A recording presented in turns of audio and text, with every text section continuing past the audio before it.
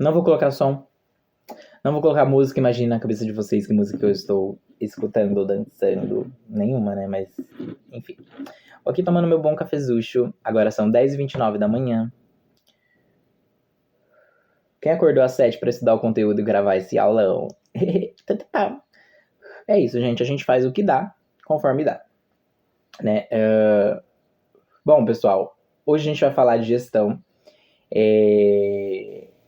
de pessoas na enfermagem, que envolve desde o dimensionamento de pessoas, do pessoal até o recrutamento, da seleção, da avaliação, desenvolvimento em equipe. Primeiro a gente vai falar sobre o dimensionamento pessoal, tá? Eu não gosto se tem nata. Se tem nata, eu não gosto no leite.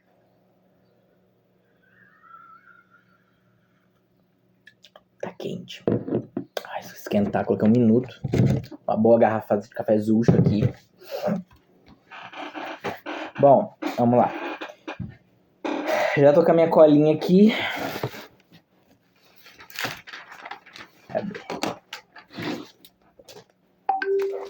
E vamos que vamos. Escutou um som de WhatsApp? Vai ignorando. Meu computador tá ligado também. Vamos lá. Então... Peraí que eu tô me sentindo meio esbaixado, sabe? Aí. Então, primeiro a gente vai falar de dimensionamento. Entender que o dimensionamento ele é a base para garantir que a equipe ela seja adequada com as necessidades dos pacientes. Se faltar gente ou se o perfil da pessoa não for compatível, a qualidade do atendimento ela fica comprometida mesmo. A gente sabe disso, né? Até a instituição pode ser responsabilizada. Uma medicação errada, passou uma sonda errada, maltratou o paciente, né? Então esse dimensionamento ele leva em conta 3 pilares importantes, sendo eles eficácia, qualidade e custo, tá? Para isso a gente precisa conhecer a instituição, o serviço de enfermagem, a clientela que ele está oferecendo. Peraí. Ainda tá quente. A gente precisa olhar a missão que tem ali para fazer, o porte que tem para fazer, as políticas, os modelos gerenciais que a instituição está nos dando, a complexidade das atividades que é nos dada ou dada para o outro como responsabilidade, e principalmente quem são os pacientes, né? Quanto tempo e cada tipo de cuidado que ele vai permanecer, que tipo de cuidado que ele vai precisar. O COFEM, ele publicou um parecer em 2024, parecer 1 de 2024, que vem definindo os parâmetros mínimos de seguranças para essas relações entre pacientes e profissionais. Tá? Ele considera 3 tópicos importantes, sendo serviço de saúde, de estrutura, recurso e complexidade para ser analisado. Ele também vê o serviço de enfermagem como sendo uma dinâmica, um modelo de carga, até uma proporção de enfermeiros e técnicos que precisa ter. Lembra que a prof está trazendo isso para nós. Então, a gente tem que ter uma dinâmica, um modelo, o horário, carga horária. A gente tem que ter a proporção de enfermeiros. Lembra que a gente... como que a gente sabe a proporção de enfermeiros? Né? A professora está passando para nós umas continhas, né? E o paciente, o grau de classificação e cuidados mínimos e a classificação de pacientes também, que é colocada a sigla SCP, tá? Então, são esses 3 tipos que o COFEM ele considera. Ele considera o serviço de saúde, o serviço de enfermagem e o paciente, sendo o serviço de saúde a estrutura, os recursos de complexidade, os serviços de enfermagem, a dinâmica, o modelo, a carga horária, a proporção de enfermeiros para técnico, e o paciente, o grau de dependência que ele tem por o sistema de classificação de pacientes, tá? E assim, a professora comentou em sala, 1 hora para tentar tomar um café com leite, caramba. A professora comentou em sala que parece que vai aumentar, querem aumentar para cada técnico 8 pacientes. Gente, tipo assim, né? O que vocês estão cheirando? Que droga que vocês estão cheirando pra mim passar longe dela? Porque, pelo amor de Deus... Gente, assim, às vezes você pode pegar um paciente que, sei lá, tá só com uma dor de cabeça. Mas e os pacientes que têm múltiplos dispositivos? Possui sonda? Possui gastro? Usa fralda? Não, gente. Pelo amor de Deus, né? Peraí. Tem um despertador aqui que eu deixo na hora do meu trabalho pra me lembrar das coisas. Inclusive, é uma ótima técnica, tá? Eu deixo tudo pra vibrar e despertar. Precisa dar medicamento pra fulano. Coloco lá. Até você criar a rotina, sabe? Recomendo, é ótimo. Pra tudo eu uso. Então, no sistema de classificação de pacientes, os pacientes eles são classificados com cuidados mínimos, intermediários e de alta dependência. Tem os semi-intensivos e os intensivos, lembra que a professora colocou? Cada um vem com um número de horas de enfermagem e proporção mínimas de enfermeiros para estar atendendo aquilo ali. Por exemplo, o paciente com cuidado mínimo exige 4 horas de assistência por dia, pelo menos 33% de enfermeiros na equipe.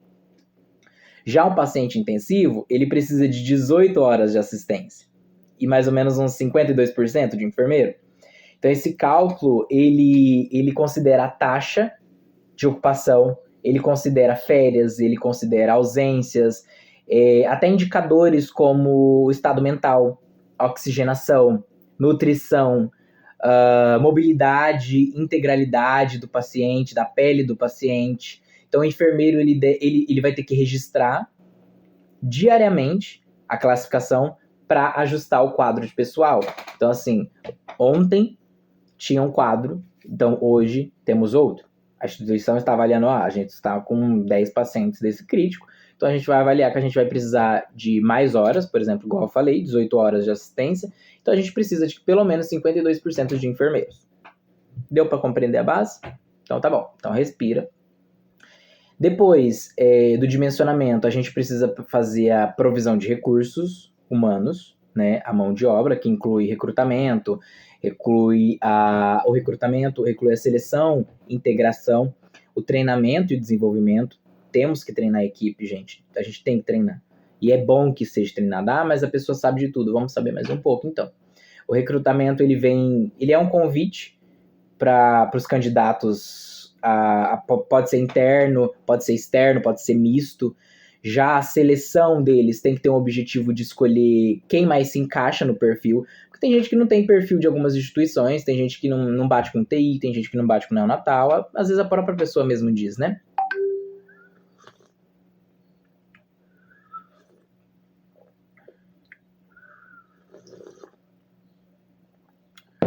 Tô usando meu note para apoiar meu celular. E meu WhatsApp tá aberto. Ixi, tem mensagem. Pera aí, gente. Tem mensagem importante da chefa.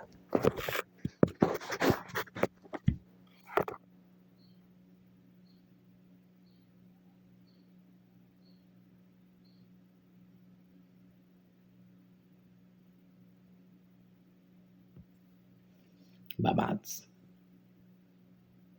Prof mandou mensagem.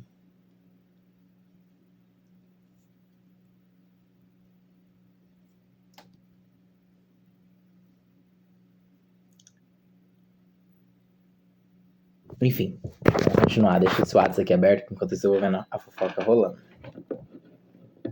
Ai.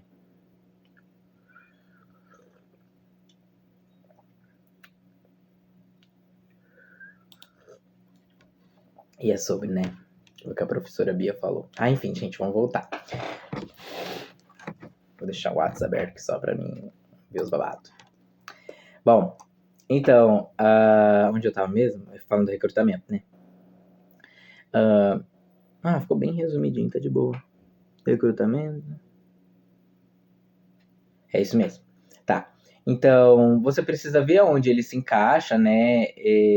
Aonde ele vai se encaixar mais. Você vai fazer teste, você vai fazer entrevistas, pode ser até entrevistas dinâmicas, né?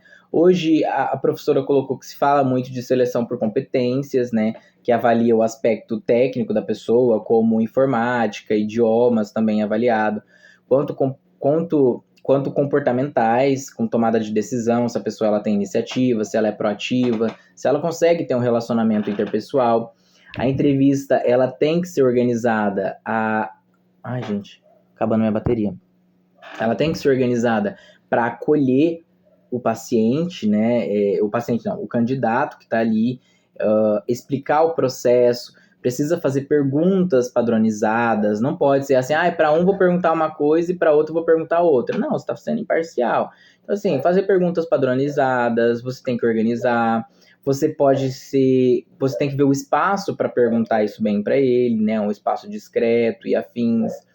Você pode ter uma interação com a pessoa para verificar se ela tem uma resposta boa àquela proposta de trabalho, né?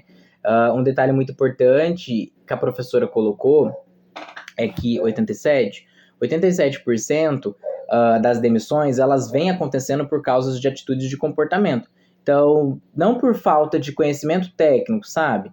Então, ela colocou que o jeito de se relacionar com a pessoa pesa muito. Então, nessa entrevista, a gente vai explicar o processo de contratação, a gente vai fazer perguntas para entender se a pessoa ela consegue estar ali.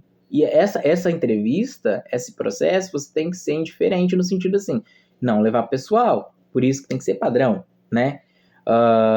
Então, assim, por fim é isso. Os motivos de troca de serviço, a gente tem os motivos de trocas de serviço. Internamente, eles pesam muito, né? Porque se entra e sai muito, né? Algumas estruturas são muito rígidas, tem uma falta de comunicação, tem decisões muito centralizadas, às vezes não é muito descentralizado. Então, a gente tem uma concorrência muito grande hoje em dia. E a gente tem uma demanda muito grande, um público que exige muito da gente. Então, esses motivos, tem os motivos que a professora trouxe de troca de serviços, que é esse. Quando a estrutura é muito rígida, quando falta muita comunicação, quando você não tem liberdade de, às vezes, atender do jeito que você gostaria, a pessoa cai fora. Então, a professora veio para mostrar que, assim, nós vamos sair para ser gestores, mas a gente precisa entender e flexibilizar que a pessoa consiga também mostrar o trabalho dela. E o trabalho dela vai ser diferente do seu, entendeu? Não vai ser necessariamente a mesma coisa que você faz. Eu faço de um jeito e você faz de oito.